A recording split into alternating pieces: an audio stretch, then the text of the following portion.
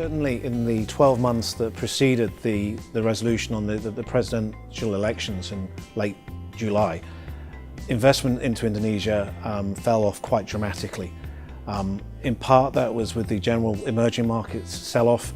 The Indonesian currency depreciated by 20 to 25%, but I think for Indonesia it was exacerbated because the foreign investors knew that they had a presidential election coming in mid-2014 and they could defer their investment decisions and see what environment they'd then be presented with. The feedback that we've had from our clients is that they view it positively. We've seen an uptick in activity and we anticipate that will increase and that it will last for some time.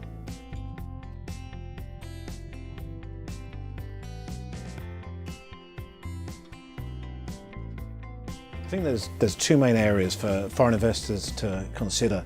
The first is the laws and the regulations, and in particular the content, the clarity and the stability.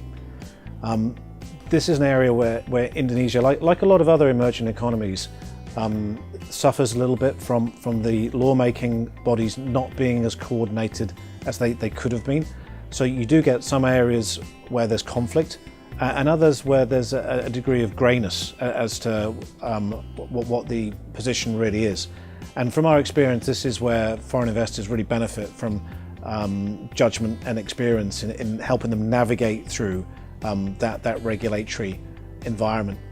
The second area is the rule of law and enforceability, and there's certainly a lot of scope for improvement in Indonesia. And this is an area that investors do need to be aware of and to structure their investments appropriately.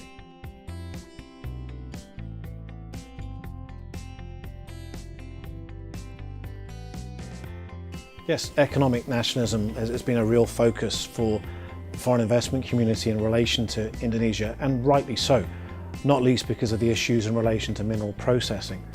However, on the other hand, certain sectors have been opened up more to foreign investment, such as power, healthcare and advertising. The reality is that it's a very dynamic area, as is evidenced by the current discussion or talk about whether there'll be further foreign ownership restrictions imposed in the crude palm oil sector. I think it's an area that not only do new investors looking to come into Indonesia need to consider carefully, but also the existing foreign investors who are active in Indonesia.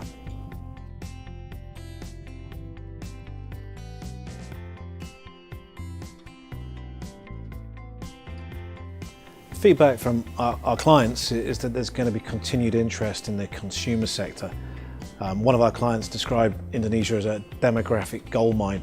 So you see investors going in not only to the traditional consumer sectors, but also other sectors which benefit from the increased spending power of the Indonesian consumer.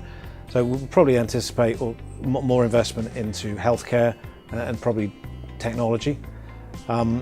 Another area of potential interest is infrastructure. Certainly the president-to-be has signalled that there'd be a lot of focus on infrastructure development. If that is to be the case, that's definitely going to be an area of interest. And finally, you've got the natural resources, which has been the mainstay for foreign investment into Indonesia for a long time. It will probably continue to be active, but perhaps the investor profile will change and possibly more investors coming from Asia.